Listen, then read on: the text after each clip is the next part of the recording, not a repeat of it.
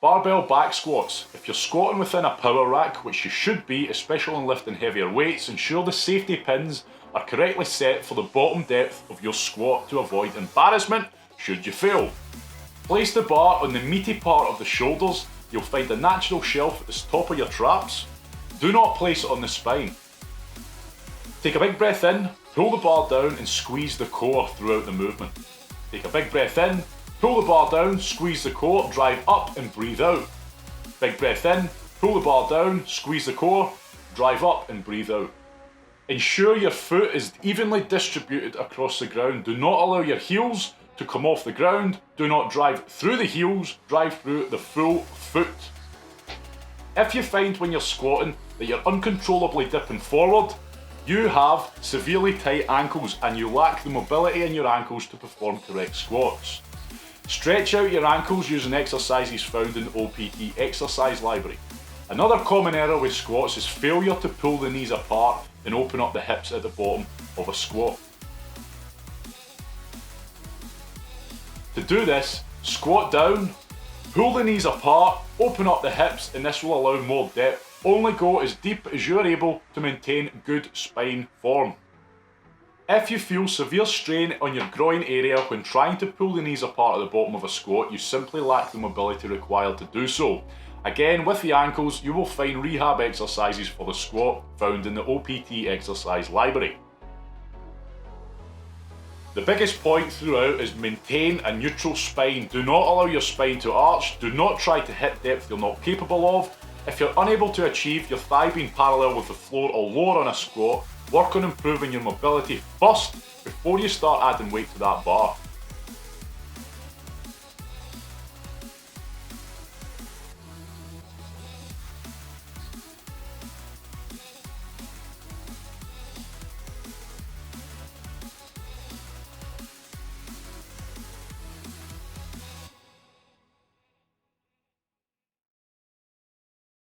Before squatting with a bar on your back, ensure you've mastered each of the following phases before moving on to the next. Squatting with plates will make up for your poor ankle mobility. Eventually, with the rehab work, you'll be able to ditch these plates and perform a good, deep bodyweight squat.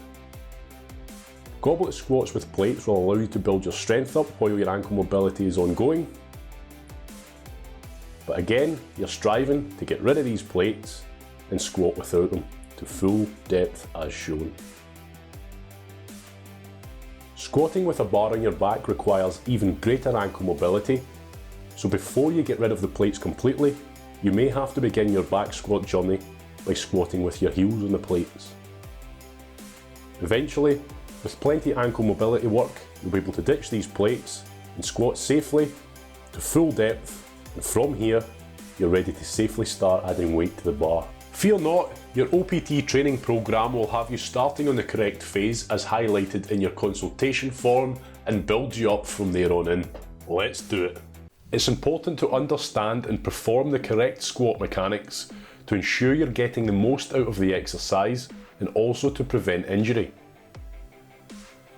If your squat does not look like this, you're not able to hit depth and maintain good form throughout a good range of movement, and you've practiced the movement repeatedly to ensure it's not just a lack of experience, then you suffer from bad mobility.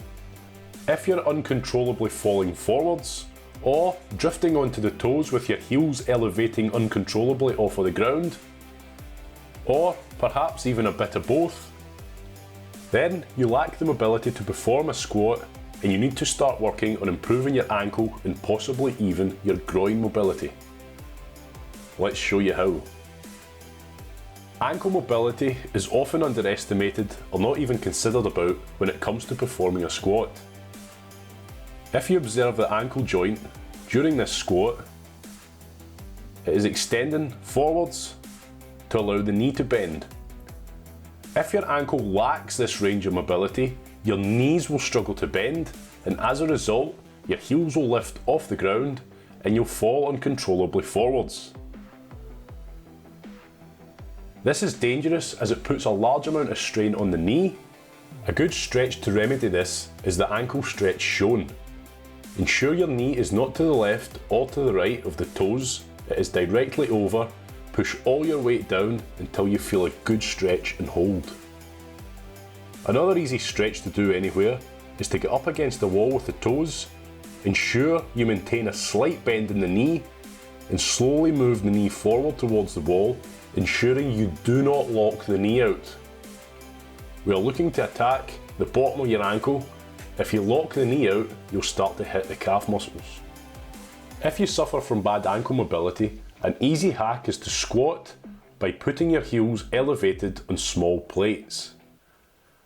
This will help you improve your squat and work on teaching yourself the squat, while also working on your ankle mobility alongside this. This is not a long-term solution. You are still striving to be able to squat to full depth without plates before you move on to further exercises. Groin mobility is also important throughout a squat and should be something that is consistently developed throughout your training. Squat down, push the elbows into the knees and ensure that you keep the heels flat on the floor. You must maintain a nice neutral spine and constant pressure on the knees. If you struggle to perform that movement, a similar movement can be done on the ground by spreading the knees apart and trying to push the hips backwards and hold when you feel that groin stretch. Take it as far as you can and hold it as far as you can, and you should feel it deep in the groin. Keep working on your mobility alongside your squat practice, and before you know it, you'll be able to perform a bodyweight squat to depth, and then, and only then, are you ready to begin adding weight to this movement.